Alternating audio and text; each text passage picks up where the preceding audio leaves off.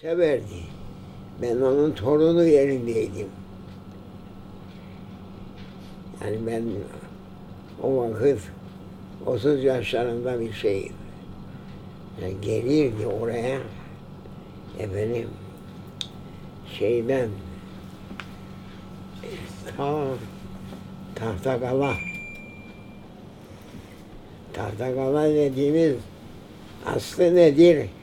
Tahtakale. Tahtakala. Mausa kapısına yakındı onlar. O mahalleye bizimkiler Tahtakala diyemez. Tahtakala derdi. Tahtakala'dan oradan yürüyerek değneğine ağır ağır gelirdi bana. 2-3 basamak şeydi çıkardım şeyi efendim elini öperim oturur bakır efendim daha girerken öyle söylerdi. Ne mal iledir ne sal iledir beyim ululuk kemal iledir. Anladınız? Evet. Anladın? Yani büyüklük ne mallandır, alçaklık, ne de yaşlandır. Ululuk kemal ilendir. Bizi bize hüsnü zanneder de gelirdi fakir oturur orada. Bir kahvemizi içer, gene ağır ağır gider değneğine. Teravih'de Hacı Mehmet ona yetişen yok. Seni de geçer. Teravih namazında 1. sınıf kıldırırdı. Kayım Efendi vardı. O da antika.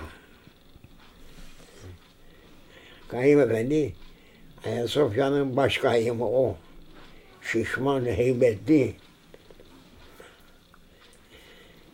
Ama antika. Eyzi Efendi. Rahmetli babamın ahbapları onlar. Babam memuru ya. Evet. Dedeniz. Efendim.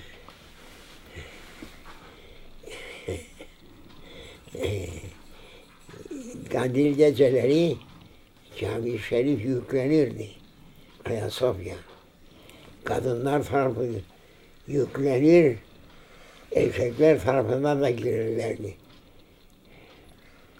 Bu tarafta 3 mihrabı vardı şeyin. Son cemaat mihrabı burada. Bu tarafın son cemaat mihrabı bu tarafta. Büyük baş mihrap burada.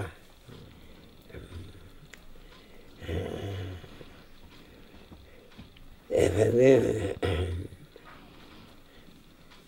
namazı İzzet Efendi'yi söylüyordum. İzzet Efendi o da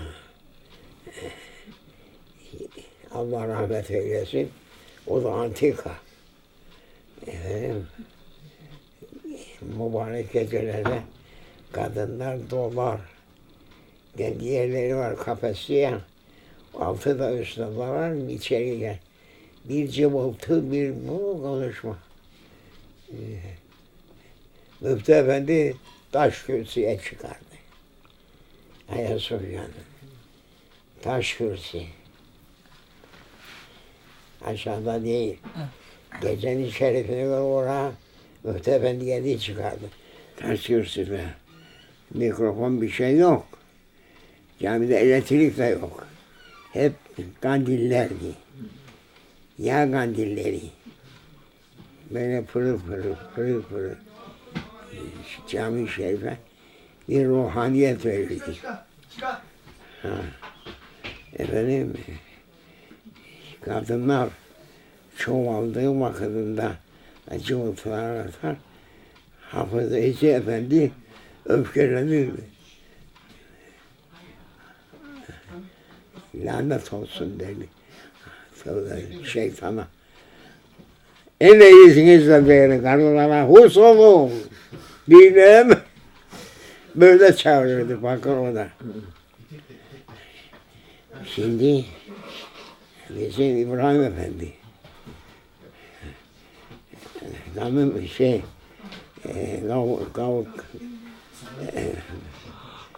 bizim evin arkasında Kavuklu mu derler bana, mescit var. Lefosa'da. Ebu Kavuk mu derler. Orada imamlık yapardı. Buna imamlıkta teravihde yetişen yok. Şimdi Ayasofya'nın kayyımı, ikinci kayyım, o da antika.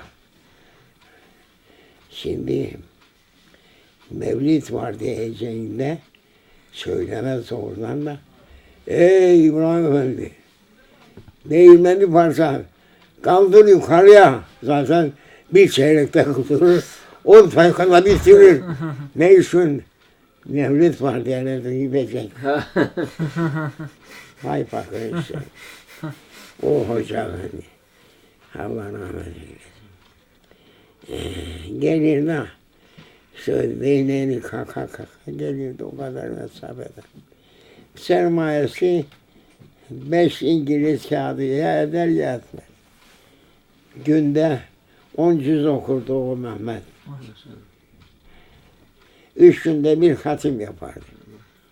Allah rahmet eylesin.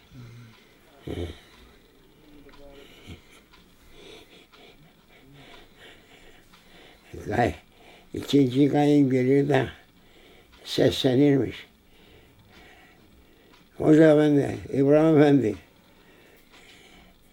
bir parça şey yap, değirmenin taşını kaldır yukarıya derdi. Peki. Şey var, davet var. Bir çeyrekte güveclanı 10 sayfada bitirir çıkar. Acele giderdi. Hay Allah rahmet eylesin.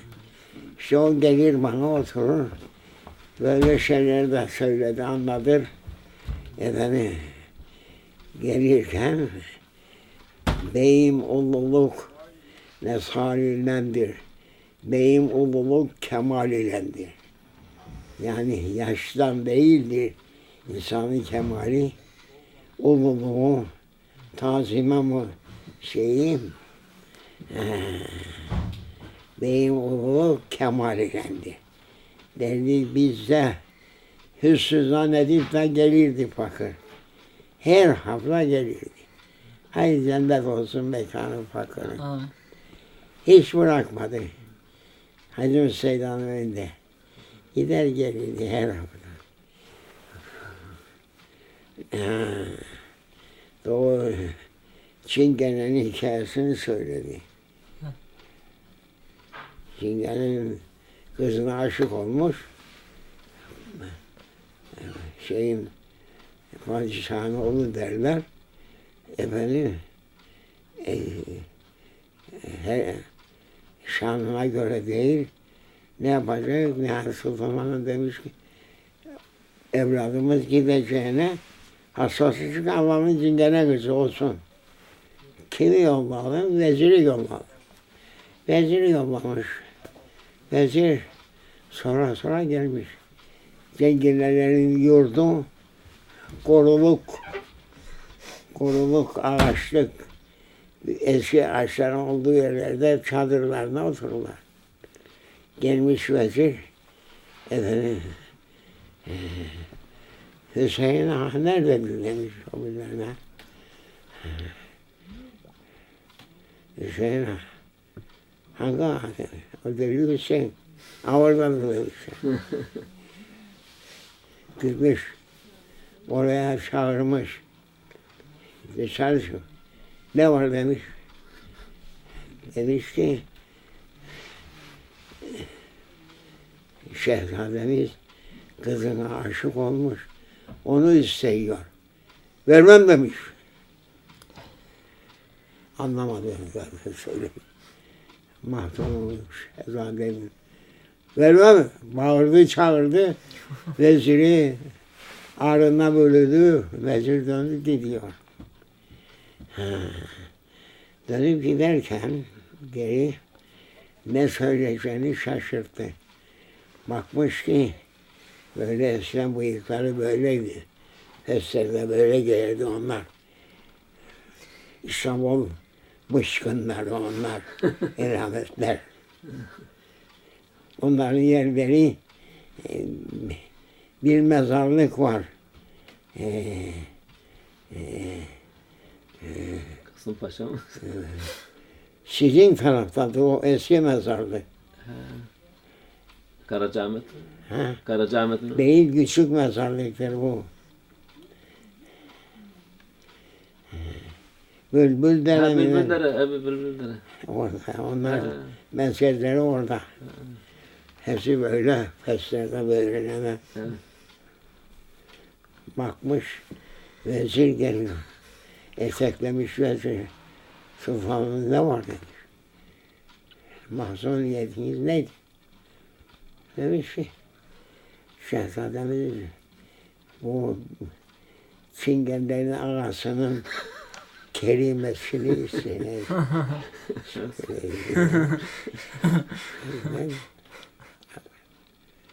Ne cevap verdi? Vermem dedi. Ha öyle. Siz görün dedi. Ben yedek beygirleri olur onların. Paşaların. Ona atlamış. 4 nal bu Mahmutladı. Doğrudan Çingenlerin pazar yerine. Bir pezevenkler, bir kerhaneciler, bir kabaycılar, bir edepsizler, bir bilmem neler, sıvı saya. Nerede şimdi ağamız geliyor? Alem acele böyle o. Zaten böyle gel. Buyurlar böyle. Ejderha. Nerede o? Nerede Hüseyin? Demişler. Ağamız demiş, aha oradadır. Basmış. Mahmut Han bir daha yürümüş oraya. Çağırmış. Çık buraya. Böyle köpekler haşlanıyor. Kalk çık dışarı. Neredesin? Hüseyin, o deli Hüseyin. Allah estağfurullah. Fakir koşarak çıkmış. Neredesin be demiş. Tüm ilk başına. Töbrükle başına. Buyur ağamız demiş. Böyle utanmaz demiş sana. Vezir geldi. Sultanımızın mahtumu için kızını istedi de vermem diyesin. Böyle utanmaz, arlanmaz, böyle kalaycı, böyle köpek aşağı verir. İyi veriştirmiş. Demiş, Sultanımız demiş, ağzı sizin gibi, ağzı düzgün adam gelmedi ki bize demiş. Bir şeyler söylüyor, anlamadık. Bak ağzınızın düzgün. Al benim atı çatlayacak hızlı geliyor. Gider geliyor. Güver geliyor, atı götürür getirir. Bunaldı, düşeceğim dedi. Bunu utanmaz da şu sultanımız sana o kelbe, dişi kelp. İşleri yok. Burası. Efendim, sizin gibi ağzı düzgün adam gelmedi ki bize. Ne bileyim bir şeyler söyledi, biz anlamadık. Gitti. Çabuk çık şuna. 7'ye bindir atın dedi. Efendim, atı da dinlendir demiş. Git gel. Efendim, çatlayacağım demiş yetişir demiş. Hadi. Bindir o kelbeye yemeğime de gideyim ben. Tüh demiş bir de tökürmüş bir de vurmuş. Efendim, Mahmut Ali'ymiş. Demiş ki sizin gibi ağzı düzgün insan gelmedi demiş. Hazır demiş. İşte şimdi onun için diyor, herkes ağzı düzgün adam ister diyor. Konuşacağını bileceksin. Ona göre alacağını alırsın. Değilse anlamam der gider. Bu hikayeyi söylerdi bana gelir. Bakır. Beyim ululuk kemal iledir. Biz tabii ben 25-26 ya 27 yaşında insandım o zaman. Gelirdi fakir. Hürmet eder. Allah ona rahmet eylesin. Cennet olsun mekanı. Fakire. Kellimun nâs alâ kaderi ukulihim.